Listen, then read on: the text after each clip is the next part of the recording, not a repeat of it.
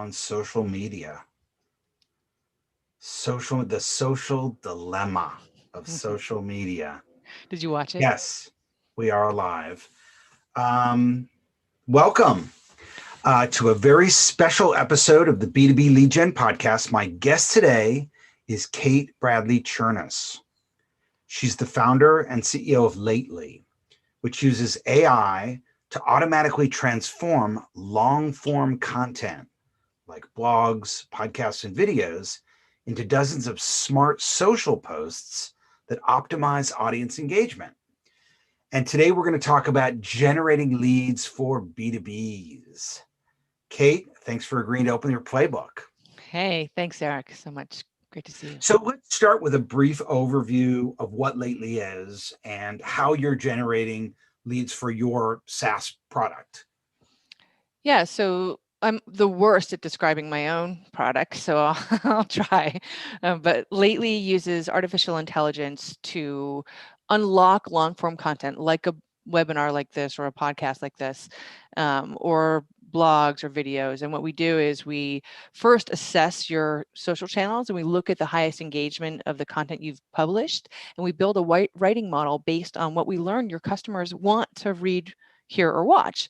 And then we feed your long form content into that model and apply it, and then dice it up into hundreds of social posts that are pre-vetted, right? So that's the long story. Clearly I need to hire a marketer to shorten it up, but you get the gist. So, do you have like a bunch of Oompa Loompas that actually read the? How do you do that? Yes, they're my team and they're so awesome. So we do this. I mean, I was doing this manually, by the way, and I did it because I hate the idea of something we work so hard for, like a show like this, to get wasted, right? To have just one shout out. It feels like we put a lot of time into this and thought and effort. But the way we do it is through artificial intelligence and natural language processing, and my tech team automates this process so that you can push a button and it gets done for you most of the way, right? So we take you 3/4 of the way, and then you, the human, help out and get the AI to, all the way to the home run. So then you're using artificial intelligence, which Mhm. means there's some sort of an algorithm. That's right. Yeah. And it's mostly ours, although we do integrate with like a few of the famous ones. So IBM Watson, G3. Yeah. So when you're designing an algorithm for social engagement, what are the factors that you're considering? So for us, the human factor is huge. Humans, like we're doing this right now, right? Humans can send a hug through a Zoom call. Can you feel it? I'm doing it. And so we know that. And so we are very careful to make sure that the human has a role in collaboration with the AI to give the AI more of an opportunity to learn from the human. So there's an opportunity for customers to curate what the AI is paying attention to, and then to also put their own spin on it. So that's super important for us. And it's because we know that emotion is what a purchase is all about, right? That trust. So I don't know if you've heard this stat, but um, the number one reason for loss of sales is the lack of customer trust, right? And so that's why it's so important for you to like me and believe me, right? Of course, in this day and age, more than ever. So yeah, it's important to couple those two rather than separate them. But it's so esoteric and it's so subjective, Mm. yet algorithms are not, they're mathematical. So what is there any sort of like hierarchy of factors that you're considering that you could talk us through? Yeah, so that's a really good point, and it's it's more art than science, I would say, a little bit here, and we lean on the art too, right? So there is, how do I say this? Because we consider the highest engaging posts, so what people have liked and shared and retweeted, right? Now, if you're writing really nasty stuff, I mean, it's going to look for that more if that's what is engaging your audience, right? Which is kind of interesting. But the AI updates every day, looking back at a year's worth of content. And so it's both real time and past. So it's constantly learning, and it's looking at different things, not only the words, like literally the actual words and word strings, but also your hashtags and your at mentions. And then when you put the human part in there, that's where it's looking for that voice, right? So um, it's hard to get it to be, how do I say this, repetitive or boring, because it's constantly learning and changing. But the other thing we've learned is it's garbage in, garbage out, Eric, right? So, I mean, one of our customers reverse engineered the AI to this end. So he put a blog in, lately gave him 40 social posts. He thought these were terrible. And he's like, well, my blog must be terrible. So he rewrote the blog and put it back through the AI, and he got out awesome social posts, right? So, I can't give you the details of it for, a lot of reasons, but we look at the AI both ways, if that's helpful to understand. So then, I've been using the product. I love it. And the way it works, right? You put a link to a blog post, and then it sort of gives you all these suggested shares that you can post onto social media. You're saying that you had somebody that actually posted a blog post too lately, looked at what those shares were, and then went and sort of expanded or massaged or improved those portions of the blog post. The And whole then, blog, the whole blog, he rewrote the whole thing. Is that interesting? Because sorry to cut you off. And this is what I had done when I did this manually, by the way. So I love it. It's because what he thought was, well, the word clouds inside lately are telling me what our customers care about, right? So this is the most important thing. And so he could see that, and it wasn't jibing with what he'd actually written. So this is something we now recommend to all of our customers, is to start in your analytics section before you have a podcast, before you write a newsletter, and think about the information we're giving you. We're telling you right now, like, why look at Twitter, what's trending on Twitter, when we're going to tell you what's trending with your customers. It's more important, right? More valuable. so then what you're saying is the way Lately works is it doesn't just look at what's getting engaged broadly on the internet. It looks at what your customers are engaging with on your social feeds and makes recommendations accordingly. That's right. And you can go, I mean, for the nerds in the group like me, you can tailor that and learn very specifically, like, okay, on Facebook, my audience likes this. And on Facebook, my audience likes this around, Easter, or this around Rosh Hashanah, or this pertaining to gardening. Like, you can get very granular with the AI. Interesting. Yeah. So let's talk a little bit about the role of social media in the B2B lead generation process. Like, what if you said sort of from 10,000 feet, where does it sit in the overall social media in the digital marketing plan? I mean, for me, it's number one. I believe first and foremost in organic marketing, in because we talked about the human and that connection, right? How important that is. So, and because I work with a lot of B2Bs and also small businesses, and I'm a small business, it's the easiest, cheapest way for you to make a dent, right? There's a long tail involved though, because there's time and effort, but the time and effort you put in is exponentially valuable. So for us, we don't do any paid ads or cold calls or cold emails, Eric. We only use Lately to market Lately, because when you know what your customers care about, why would you guess, right?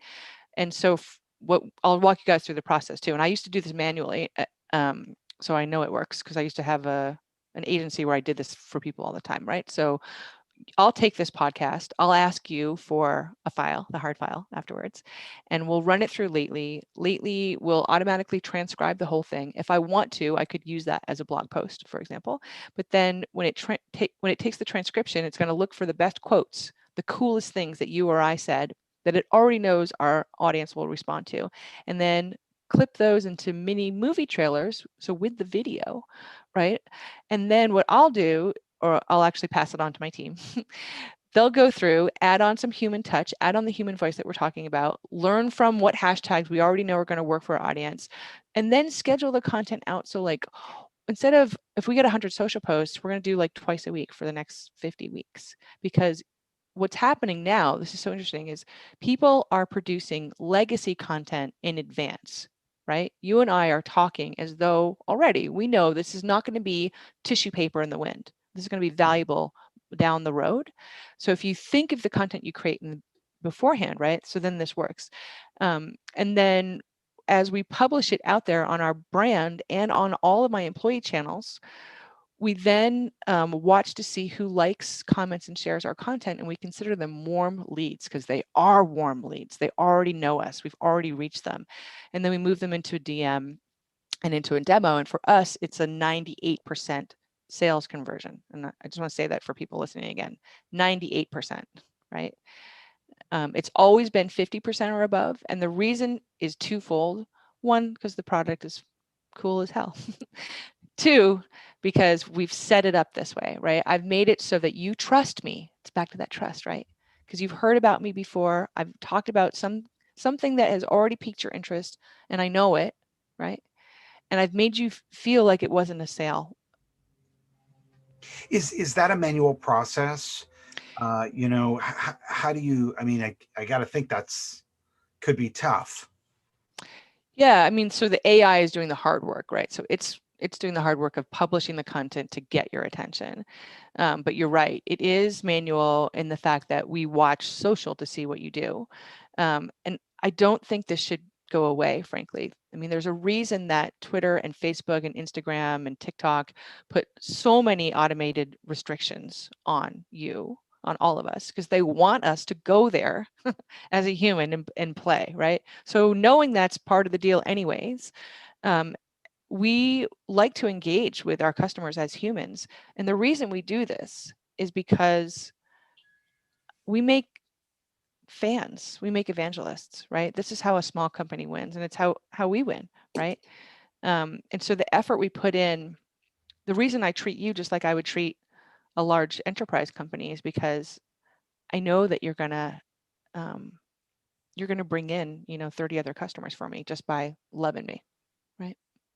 It's interesting that you say that. I was talking to the former editor in chief of Computer World this week for our sister podcast, the Earned Media Hour, which you can get at ericschwartzman.com/earned media.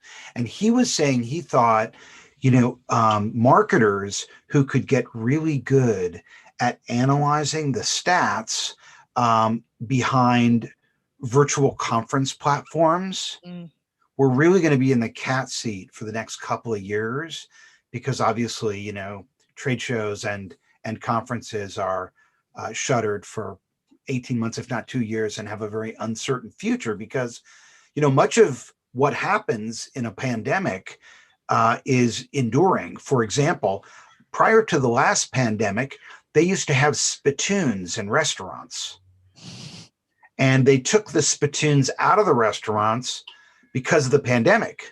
yeah, Well, yeah. guess what? The spittoons never made it back Right. after Right. after they had a vaccine. So you can expect a lot of business practices that were kind of foolhardy, that have transitioned online and are digital to stay online.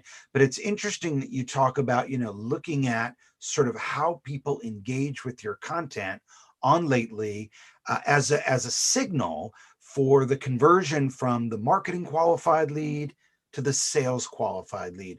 That actually becomes less subjective, more objective. Is there Yeah. any sort of scoring or analytics or reporting feature on the boards now that you can use to do that? Or are you looking at that? We are looking at it. So, and you just sparked a lot of ideas. So forgive me if I don't answer the question directly. Not the So spittoon, remind hopefully. me. No. But my grandfather did have one of those, so I remember those things. Disgusting. So the so the first thing I wanted to say, which you pointed out, was the conferences, right? So this is something I've been promoting for a long time, but again, the mindset is now available to accept it, which is also your point. So conferences churn out tons of content. whether it's COVID or not COVID. And still this idea of they're really not adjusting. Everyone's trying to, but like, I mean, the solution is like a Zoom day, right? And like, no one's really coming up with something better than that. And regardless of what they do, the idea of taking the content and thinking about it in a way of how can it be after the fact marketing, right? So this is, and I'm going to get into your question too, but like, this is what I think of. I only think of after the fact marketing. I don't care about a promotion, like promoting a show or whatever. We actually learned, even for our own webinars, to only do it really end of the day before, and then once the day of, because people just don't make appointments like that anymore, and they're more likely to get on later when they can, right? Just like everything else you do, TV and music and all that stuff. And so what's so interesting is marketing is just now learning to see this as the avenue, is the after the fact marketing, right? So now back to marketing and sales, like I see them as the same, right? I don't see a difference between marketing. I mean, marketing is only lead gen to me. And which is why we decided to not hire sales guns inside lately. We only hire social animals to be our salespeople / customer service people, right? We're small enough where we've been able to roll it all up into one. And the reason is all the things we're talking about here: trust, the making you into an evangelist, bleeding marketing and sales together and focusing on it makes that number so much easier. Like I don't have to look at how many posts a day, we're making, or I mean, for us, there's one KPI, it's demo request. So all I have to do is focus on driving those through my lead gen, which is my marketing, and then rolling it up into, the sales team.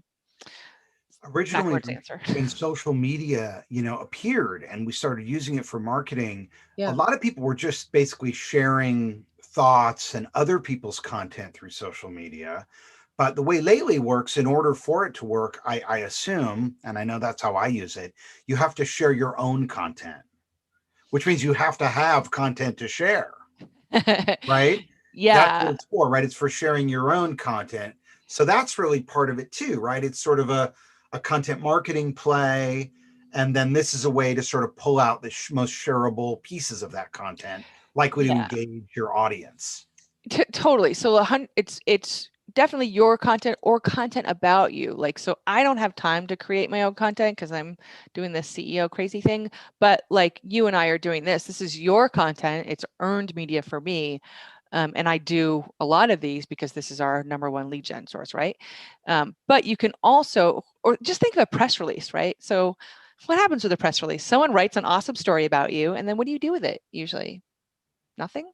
Like, why? You shouldn't do nothing with it. You should share the heck out of that thing.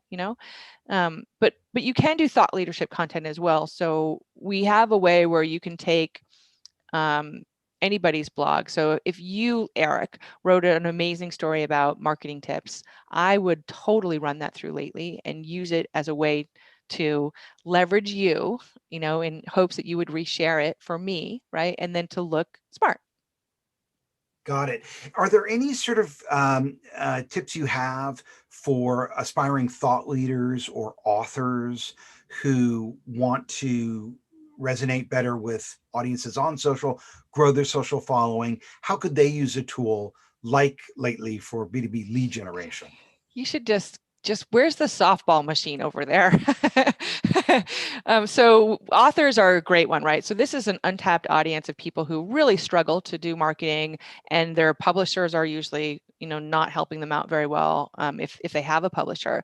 So we have a customer, David Allison, who took his book Value Graphics, ran it through Lately, the book. So he copied and pasted the book into Lately, and then Lately pulled out tons of social posts for him, and he launched it on a Monday, and by noon he was number one on Amazon's best-selling global list, right? Wow. And How many yeah, words did he move into Lately? I think he was doing like the beginnings of chapters, so he would just take the beginnings of chapters and then paste them in and see what came out. So he told me that he fired his staff of who he paid $3,000 a month to do this, and he was constantly correcting their work. So, I mean, the great thing about Lately is it's your voice. constantly, right? I mean, that's part of the deal. And so he loved it because he didn't have to do any editing. Um, and so we've been talking to a few other, publishing houses about that, because the unlock is what's so frustrating to me. Like, so I know you cook, Eric, and I think I've used this metaphor with you before, but I love garlic, and it is so hard to work for that. You got to peel it and all the things, and then you have to chop it so fine. And like, if one little piece doesn't make it into the pan, I get mad. And I feel that way about blogs, newsletters, podcasts, webinars. Like, don't waste a little. So let's play hardball. Okay. Ready? Awesome. I'll duck.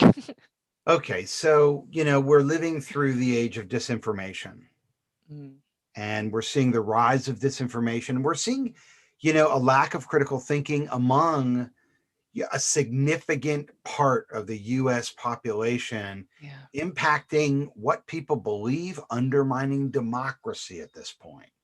So, how has the rise of disinformation on social media impacted trust in these channels for business buyers? Yeah. I mean, so I got the bad kind of chills as you were talking, because this is a very slippery, dangerous slope that we're on. When the press, when the free press, when facts aren't believed, it's so bizarre. So trust is an important thing. The way that we've been working with that is by authenticity, really making sure that our customers and strangers know us as human beings. So that way, it's easier for them to trust, what we're saying. And we encourage that with our customers as well. I think that what's so interesting, Eric, is that the US trust factor has been placed much more on individuals than on brands and businesses, which is a little bit ironic, right? Because we're all more likely to not trust a brand, but not right now. Overall, I think that it's so hard. I mean, if you don't want to be perceived as fake or a liar, or right, or anything less than authentic, you really have to lay it on the table. So one example is, pick a CMO that you know at a large company and look at their Twitter feed or their LinkedIn feed. Chances are it's pretty plastic, and those are individuals, right? And so I look at them and I think, wow, you've got this magical, huge microphone, and you're doing everything in your power to not show us the way, right? But then there's a guy like Gary Vaynerchuk, who's as authentic as all get out, and people trust and love him, So I think my recommendation, by the way, on that would be warts and all. That's how we do it. But it's a slippery slope. I think the best thing you can do is ask people, do you believe me? Talkwalker just released their 2021 social media trends report, predicting the top 10 social media marketing trends for 2021. Talkwalker is a social media analytics platform. And you can download the report at ericschwartzman.com/talkwalker. And the number one trend for 2021 is socially conscious consumers. So many of the topics that had been taboo for brands in the past are exactly what consumers want to engage with brands about, namely mental health, inclusivity, social justice. I mean, these are the top three things that consumers want to engage with brands about. Wow. So are you saying that you think that as a result of what's happening in government right now, that brands are actually rising in trust? I've seen that. Yeah. I mean, I feel like it's sort of weird because we're so removed, right now. And I feel like it's easier to trust familiar things in a way. So whether it's, I was just thinking about, I think it was the Gap commercial where they had all these clothes that came together into a shape of, I think, a child or something like that. And they were talking about giving clothes away. Um, and then we have ads. We have companies like Dove, right, who show real women's bodies and have been doing that for a long time. There's something happening right now just because of the energy of the world where the familiarity of a brand feels safe because it's one thing that we know, right? Coca-Cola is not going anywhere. Is that so bizarre? Like, um, yeah, I don't know why that is. It's just how I feel. And I see that around other people too. We need something to not change. We did a 2021 email marketing best practices episode. Yeah. That's online now as well.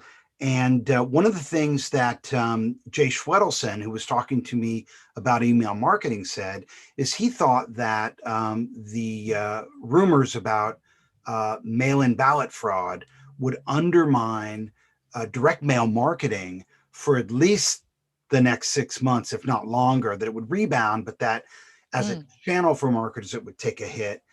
What sort of residual effects do you think Trump's election fraud claims will have on marketers' trust in social media as a channel for marketing?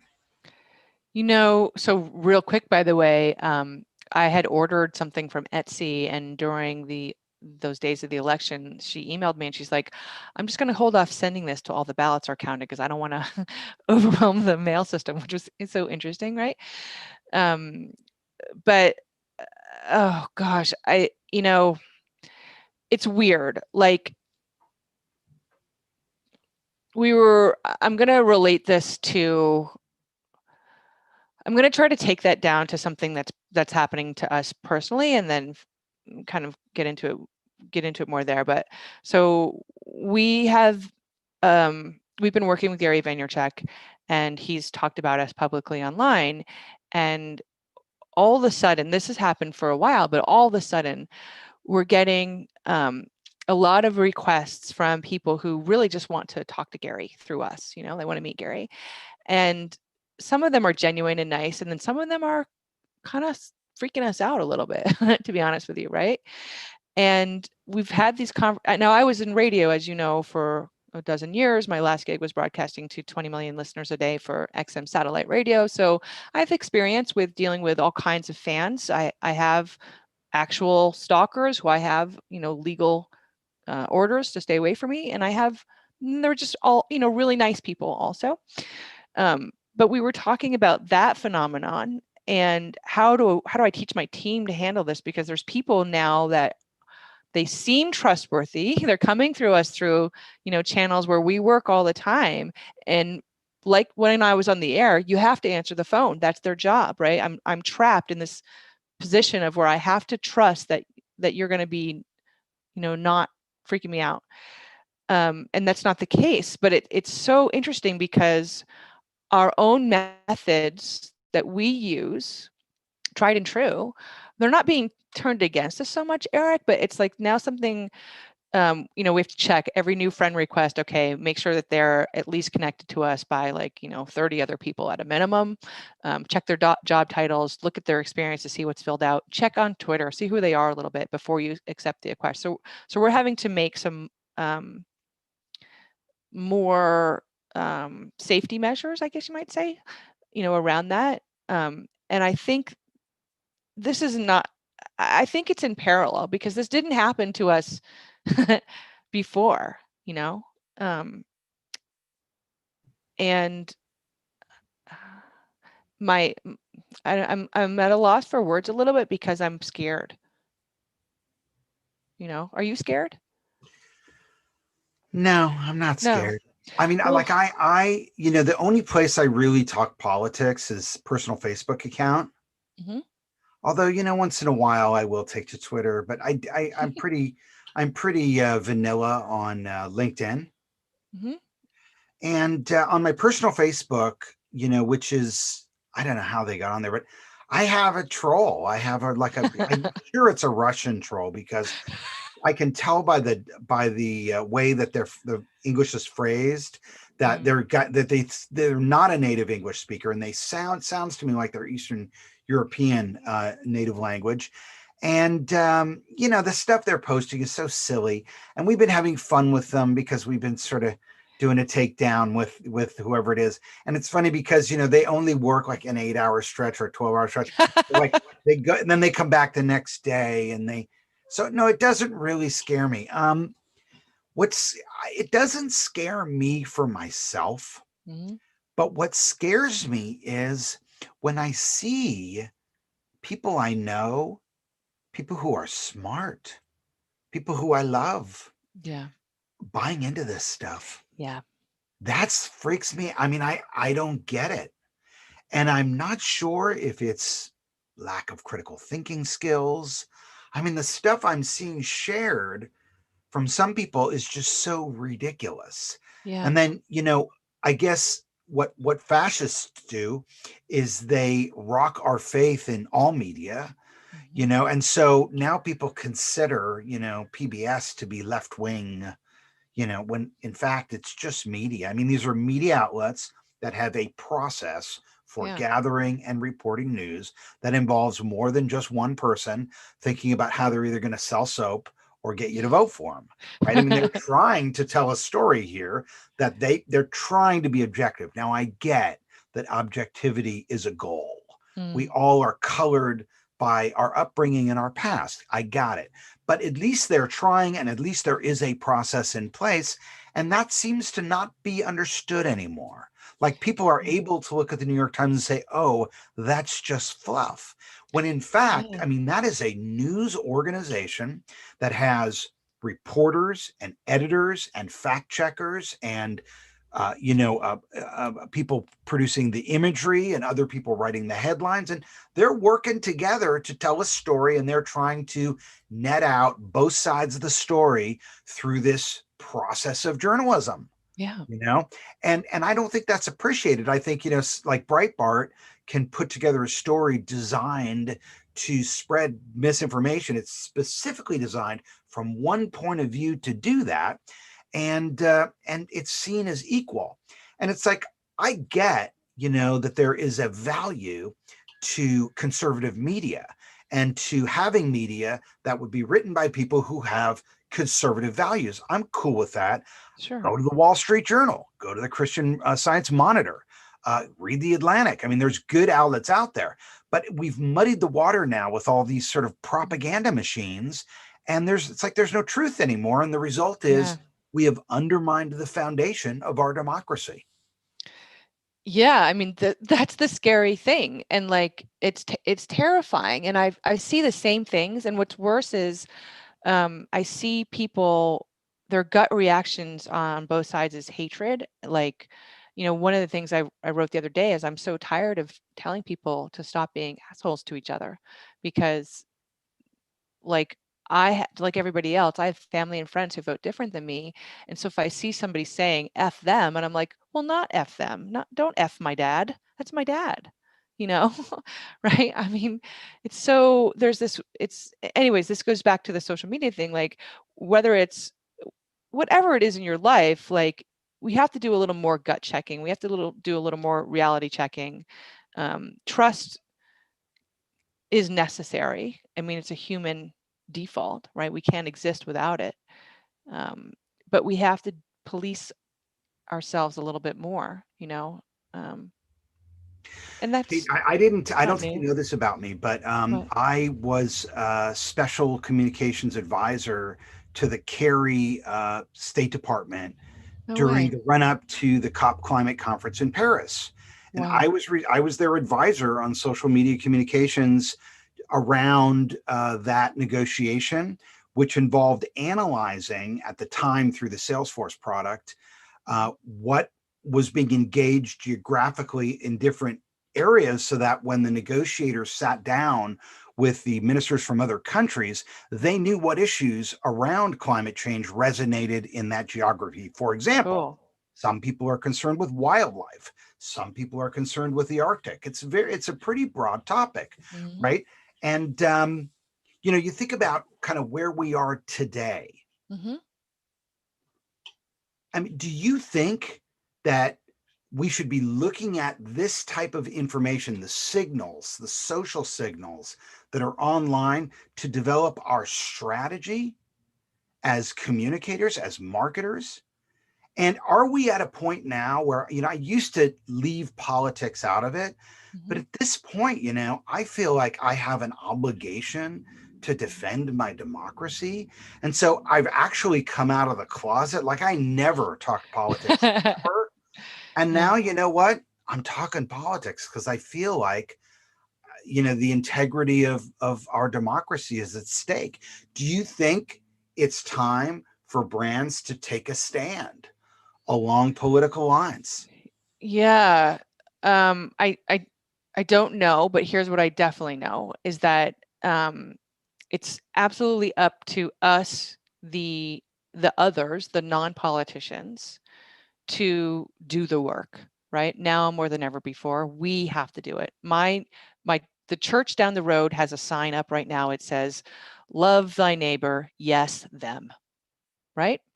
And there's a guy down the road with a lot of signs on his lawn, and they say fuck Cuomo, and they're pretty hatred oriented, and so this church is totally talking about this guy, which I love that. And I here's what I know. My neighbor next door votes different than me, but I love her.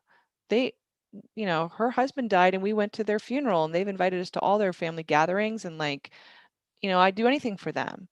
So it's hard because, yes, we need to stand up for what's happening, but at the same time, we have to remember that, like, I don't know, we all want the same things, Eric. Like everyone I talk to, when you talk to them and you ask them about their lives, it's the same, right?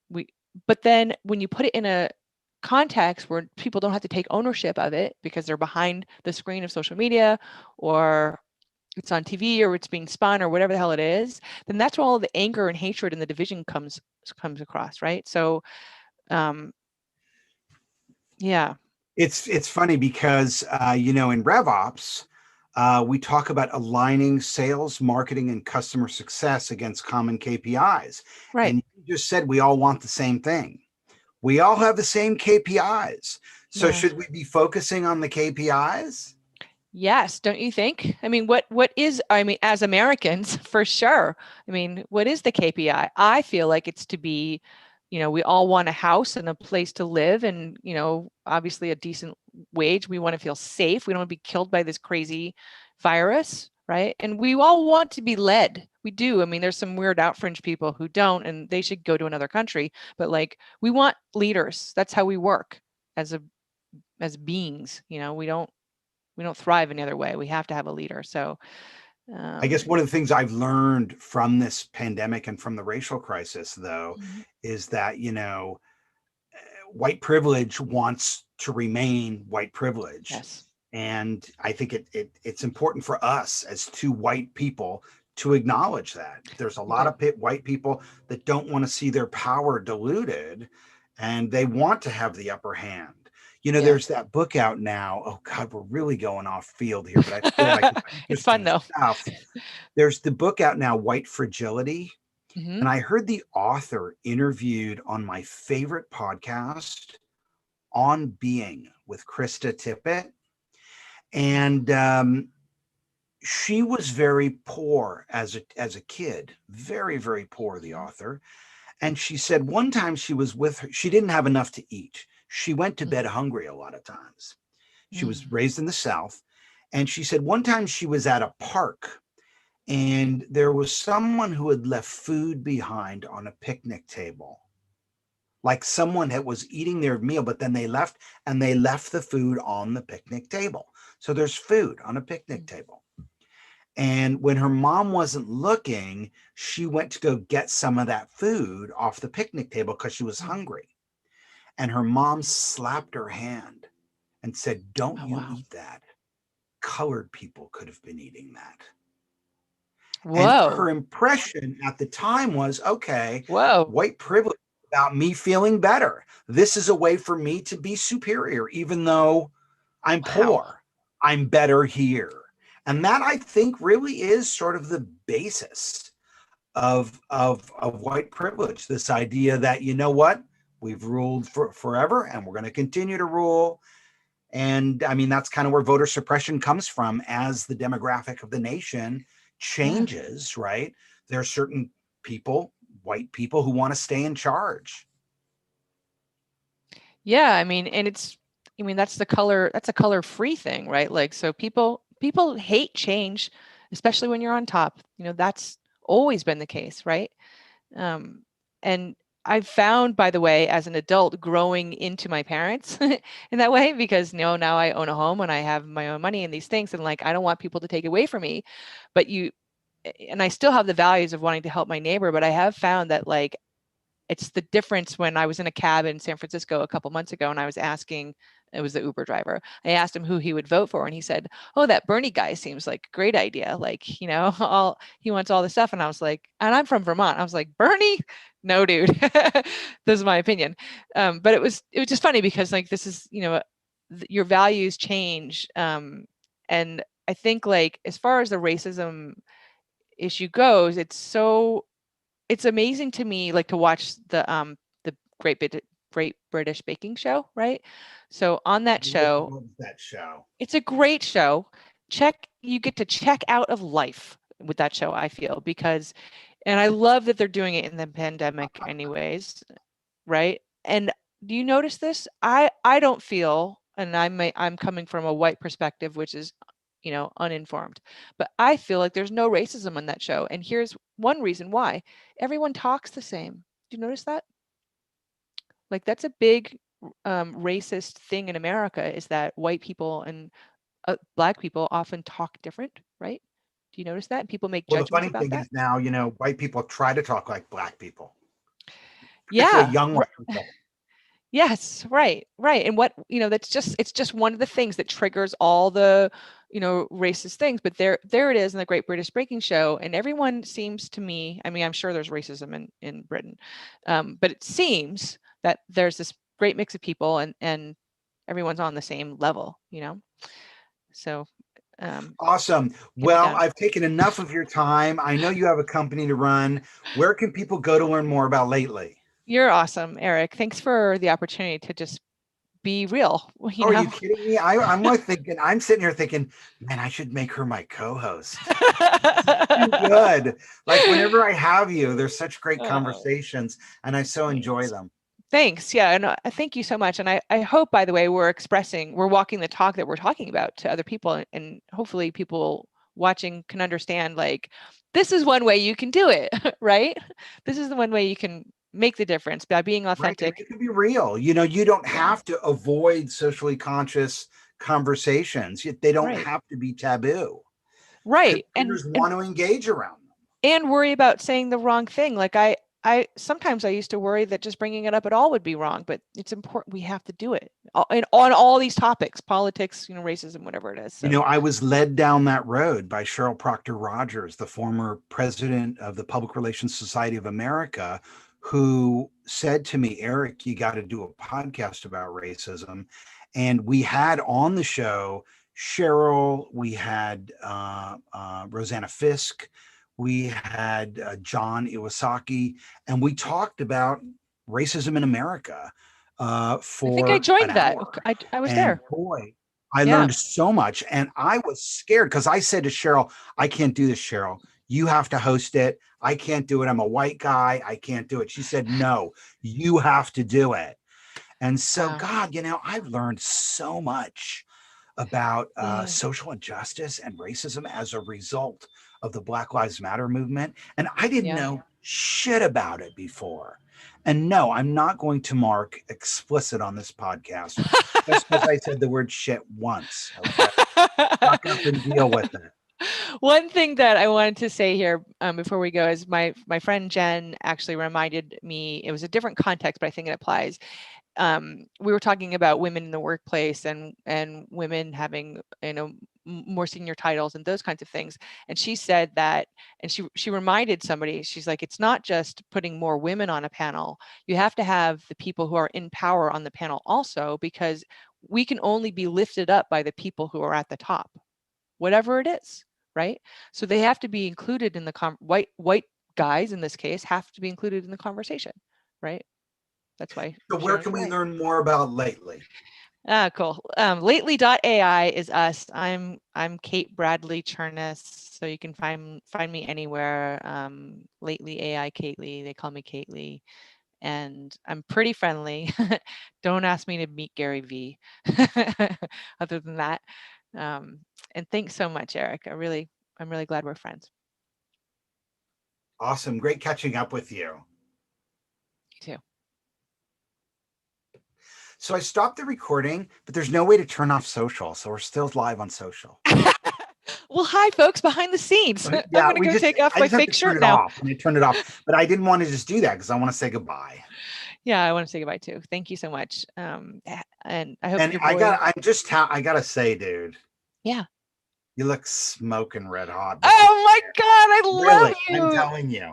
Thank you Seriously. I mean, so this is going to much. be like my most watched episode. I love you. Thank you so much, because I feel like a fat fuck because all I'm doing is eating terribly and drinking That and is all the me. things. So I own the term fat fuck. Oh, do you? I own it, dude. And there's nothing I can do, man. It's like I can't do anything. Oh, I'm getting an exercise bike. I have a cousin Awesome. who has a gym, and he's like, dude, I got this amazing exercise bike. It's $2,000. I'll give it to you for $500. I'm like, bring it on over, baby. That's I'm waiting awesome. for that to come over, and hopefully that'll help a little bit. I am back on the tennis court. Oh, nice. That's we're just Yeah, talking about tennis. Tennis is great. That's so you good. play tennis? I used to. I have I think you might know, I have epicondylitis and tendonitis through my arms and hands, so I can't. That's why I can't type. So I can play tennis for like a second, and then like my wrist breaks. I'm like, oh. But Cool. I Well, miss great my. hanging with you, man. Really a good hanging Yeah. with you. I mean, God damn it. We got to get we got to get the airlines to be a place where I feel comfortable again. So Dude, you're gonna zip you're around gonna and see fucking people. kill it, man. You're not in a 2 years. You're not gonna be talking to me. You're gonna be too good for me in 2 years. I know it. I can see it. No. In 2 years, I'll have a helicopter. I love you. Don't forget the little people, okay? No way. Don't forget the little I people won't who knew you ever. when. All right, have a good So weekend. Thank you so much. And send me this file, will you? The hard Yeah, copy. I'm about 2-3 weeks backlog right now. All good. Yeah, it's all good. I'll send it to you. Yeah, legacy content. That's why we did this, right? Awesome. You got it. Take care. Cool. Bye. Cheers. Bye-bye.